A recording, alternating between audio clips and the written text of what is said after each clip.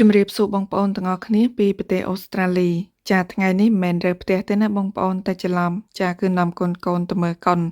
ហើយកុនហ្នឹងគឺគេប្រចាំងនៅក្បែរផ្ទះនឹងឯងប្រហែលតែ50ម៉ែត្រទេបងប្អូនអើយ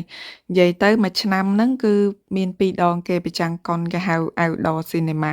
លក្ខណៈកុនបែបបុរាណអញ្ចឹងណាតាមពិតទៅការចូលមកទស្សនានេះគឺមិនមានបង់ថ្លៃទេគឺ free តែម្ដងហើយតែសើconsole ដូចថាមេឃុំខាងឃុំខ្ញុំហ្នឹងគឺគាត់ជួយចិត្តទុកដាក់ចំពោះភាពសប្បាយរីករាយរបស់ប្រជាជនខ្លាំងមែនទែនហើយដោយសារតែលក្ខណៈគួបផ្សំរបស់រដ្ឋ Queensland ចារដ្ឋ Queensland គឺជារដ្ឋមួយដែលមានអាកាសធាតុល្អចាអញ្ចឹងហើយយើងអាចធ្វើ outdoor activity បានច្រើន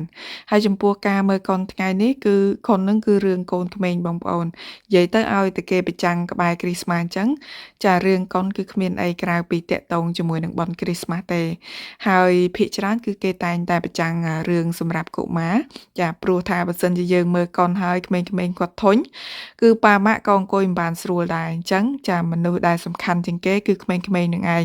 ហើយកូនខ្ញុំគឺគាត់ចូលចិត្តមែនទែនហើយកុននឹងប្រចាំងឡើងជិត2ម៉ោងបងប្អូនអើយឥឡូវចប់ហើយនាំគ្នាទៅផ្ទះវិញហើយអរគុណច្រើនបាយបាយសំណាងល្អទាំងអស់គ្នាជិតដល់ឆ្នាំហើយណា